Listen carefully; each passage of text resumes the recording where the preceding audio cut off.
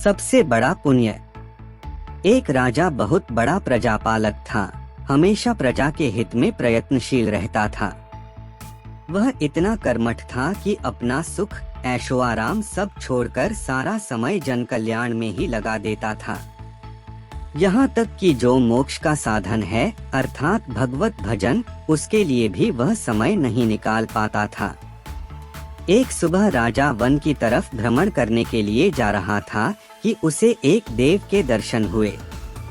राजा ने देव को प्रणाम करते हुए उनका अभिनंदन किया और देव के हाथों में एक लंबी चौड़ी पुस्तक देखकर उनसे पूछा, महाराज आपके हाथ में यह क्या है? देव बोले, राजन यह हमारा बही खाता है जिसमें सभी भजन करने वालों के नाम हैं। राजा ने निराशायुक्त भाव से कहा, कृपया देखिए तो इस किताब में कहीं मेरा नाम भी है या नहीं। देव महाराज किताब का एक एक पृष्ठ उलटने लगे, परंतु राजा का नाम कहीं भी नजर नहीं आया। राजा ने देव को चिंतित देखकर कहा, महाराज आप चिंतित ना हो, आपके ढूंढने में कोई भी कमी नहीं है। वास्तव में ये मेरा दुर्भाग्य है कि मैं भजन कीर्तन के लिए समय नहीं निकाल पाता और इसीलिए मेरा नाम यहाँ नहीं है। उस दिन राजा के मन में आत्मग्लानि सी उत्पन्न हुई, लेकिन इसके बावजूद उन्होंने इसे नजरअंदाज कर दिया और पुनः परोपकार की भावना लिए दूसरों की सेवा करने में लग गए।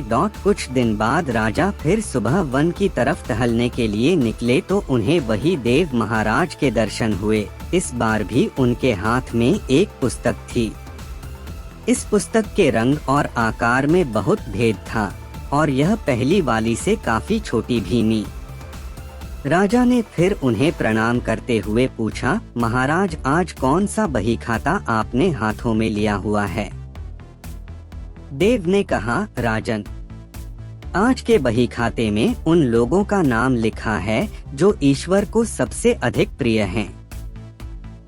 राजा ने कहा, कितने भाग्यशाली होंगे वे लोग, निश्चित ही वे दिन रात भगवत भजन में लीन रहते होंगे। क्या इस पुस्तक में कोई मेरे राज्य का भी नागरिक है?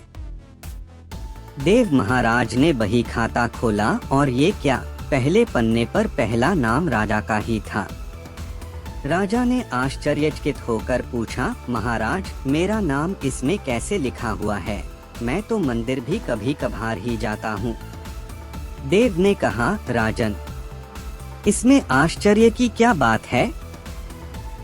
जो लोग निष्काम होकर संसार की सेवा करते हैं, जो लोग संसार के उपकार में अपना जीवन अर्पण करते हैं, जो लोग मुक्ति का लोभ भी त्याग कर प्रभु के निर्बल संतानों की सेवा सहायता में अपना योगदान देते हैं, उन त्यागी महापुरुषों का भजन स्वयं ईश्वर करता है।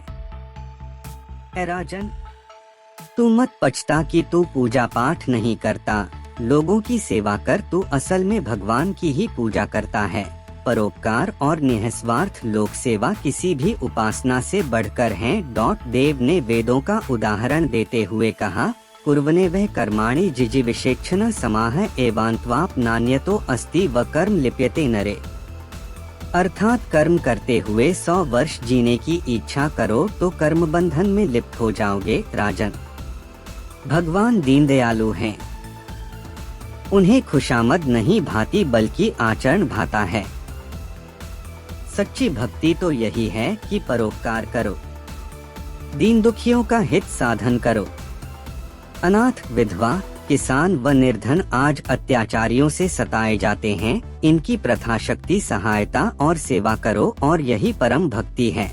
राजा को आज देव के माध्यम से बहुत बड़ा ज्ञान मिल चुका था और अब राजा भी समझ गया कि परोपकार से बड़ा कुछ भी नहीं और जो परोपकार करते हैं वही भगवान के सबसे प्रिय होते हैं।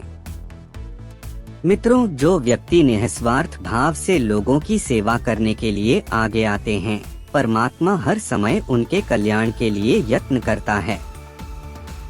हमारे पूर्वजों ने कहा भी है, परोपकाराय पुण्याय भवति, अर्थात दूसरों के लिए जीना, दूसरों की सेवा को ही पूजा समझकर कर्म करना, परोपकार के लिए अपने जीवन को सार्थक बनाना ही सबसे बड़ा पुण्य है।